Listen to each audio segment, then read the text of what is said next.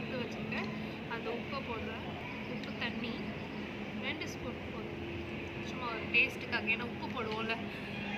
Next பார்த்தீங்கன்னா புளி கரைச்சல், அது ஒரு 2 டேபிள் ஸ்பூன் போட்டால் போதும். வீட்டில் எப்பயும் கரைப்போம்ல அதே புளி தான். ஸோ இதெல்லாம் சேர்த்து ஒரு பிசைஞ்சுக்கலாம். நம்ம கையிலே பிசைஞ்சால் தான் செம்ம டேஸ்ட்டாக இருக்கும். ஸோ பிசைஞ்சிக்கலாம். பிசையும் போது ஏதாச்சும் ஆட் பண்ணால் கூட ஆட் பண்ணிக்கலாம். நம்ம உடச்சக்கடலை மாவு தான் போட்டிருக்கோம், இன்னும் கொஞ்சம் கூட ஆட் பண்ணோன்னா கூட போட்டுக்கலாம், டேஸ்ட் இருக்கும்.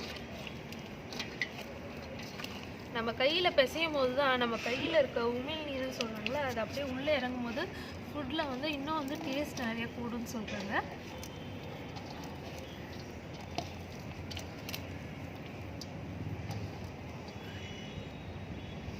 கொஞ்சம் கூட உடச்சுக்கடலை மாவு சேர்த்துக்கலாம். ஸோ எல்லாம் போட்டு நல்லா பிசைஞ்சாச்சு. கோஸ்லாம் அப்படியே ஃப்ரெஷ்ஷாக தான் இருக்குது, ஆனியன் ஃப்ரெஷ்ஷாக இருக்குது, எல்லாம் வந்து ஹெல்த்தி தான். இப்போ நெக்ஸ்ட்டு வந்து மெயின் இன்க்ரீடியன்ட் என்னன்னு பார்த்தீங்கன்னா நூடுல்ஸ். ஸோ நூடுல்ஸை வந்து எந்த நூடுல்ஸ் வேணால் நீங்கள் யூஸ் பண்ணிக்கலாம். நான் இப்போ யூஸ் பண்ணியிருக்கிறது நார்மலான ஒரு நூடுல்ஸ் தான். அதில் வந்து லைட்டாக கொஞ்சோண்டு கேசரி பவுடர் போட்டு இந்த கலருக்காக பண்ணியிருக்கேன். இதை அப்படியே போட்டு கலக்க.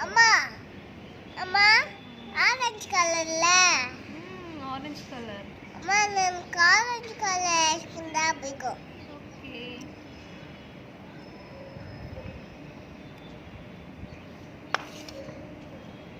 அம்மா எனக்கு ஆரஞ்சு கலர் நூடுல்ஸ் பிடிக்கும்.